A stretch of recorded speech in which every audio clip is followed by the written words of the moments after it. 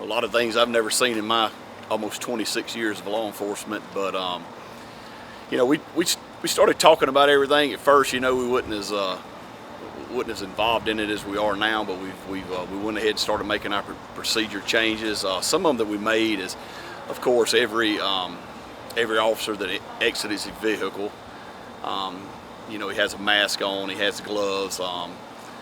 Non-essential emergency medical calls, we don't go in the residence. If you've got something stolen or something like that, police officers are not responding to your residence and getting out. They call you by telephone. Now, we're still out here. We're still doing patrol division is of course wide open. Unfortunately, our call count has not went down. People's at home, so I feel like our domestic calls has went up. Our fight calls is going up.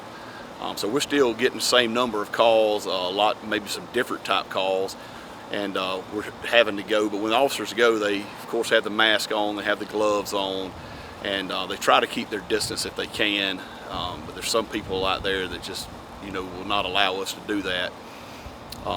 Investigation division, speaking of them, we have 3 investigators. They work one day and then they're off 2, so just rotate like that, just trying to keep us down. Our girls in the office, they go home, they work a half a day, still trying to serve the public, but they have absolutely no contact with the public coming in. But we would still give our reports out and give out information. So that's some of the things we've had to do, dealing with this, because a department my size, just say one shift, somebody gets it, then we go to quarantine, and people, we don't have enough staff to be able to, to say, all right, well, here's 5 more, don't worry about it. That's not how it works here. So it's definitely a change, and it's definitely something that's, of course, everybody here knows that we've never seen before.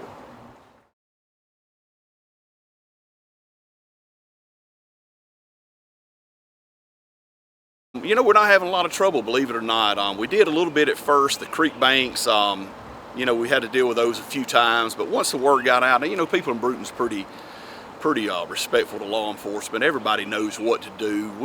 We've got a few calls in some neighborhoods where we, end up, separating people, but as a whole, we hadn't had to enforce a lot. The businesses are doing what they're supposed to do. Everybody's trying to make a change on how to make a dollar and within, the bounds of what they're doing. So Brewton's been good to us on that, and so we haven't had any trouble with that.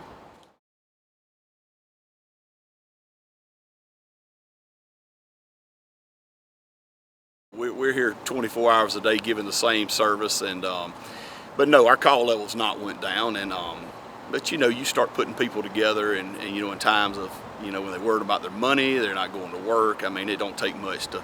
And then a lot of times when people sit around, they start drinking. We've had a lot of drinking calls. That's just sort of part of it, and we know how to deal with it, and it's just basically another day for us. It's just, I say we're seeing more of those type calls.